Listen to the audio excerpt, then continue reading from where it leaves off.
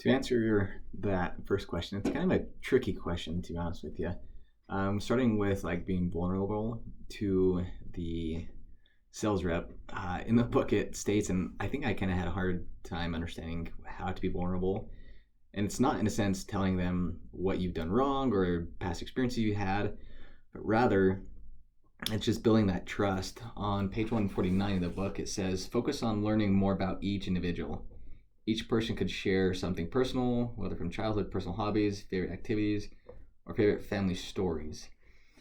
And it's just creating the issue of trust and being together and having an executive presence and being vulnerable at the same time is honestly kind of tricky. Being able to have great executive appearance by dressing nice, like how I am today with the shirt and tie, because I look very sharp.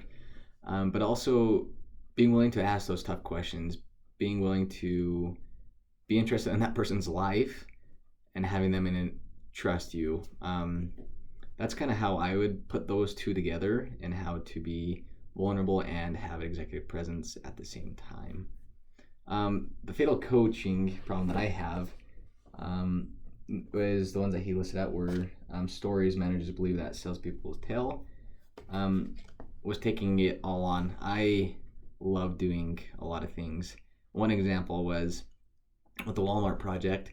I wanted to do the profitability that Walmart was asking for, but I knew if I said yes to that, I would be swamped.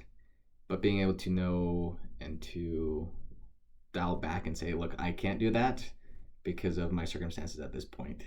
And so I'm trying really hard but not to take everything on, because I'm also if nobody can do it, I need to do it. And if I don't do it, it's not going to be done right. So I'm trying to work on letting other people do that and have their own say in things. The two things that I'm prioritizing in my professional presence is trying to get rid of those freaking lamps right there. Those are awesome. But also just trying not to be in a rush. I'm always like the rabbit on Alice in Wonderland. I'm late. Just trying not to be rushing everywhere. But if I need to rush before I burst doors open, calm myself down, take a deep breath, and then walk in. But then the second one, as I was reading in the Stanford case, is being known and being recognized in a meeting or in a class. Because if I sit quietly, nobody's going to recognize me and they're going to hold me to that, like, this kid doesn't talk. So I need to talk and to be known and to get to know those people so they can hold me to that same accountability as well. The leadership that describes me, it was, hold on, I had it. Where did it go? Come on, everybody just wait. It was the diplomat leadership style. I agreed with that in a sense, yes, but it's like the strengths is I'm very accustomed to people and making sure that they want to succeed.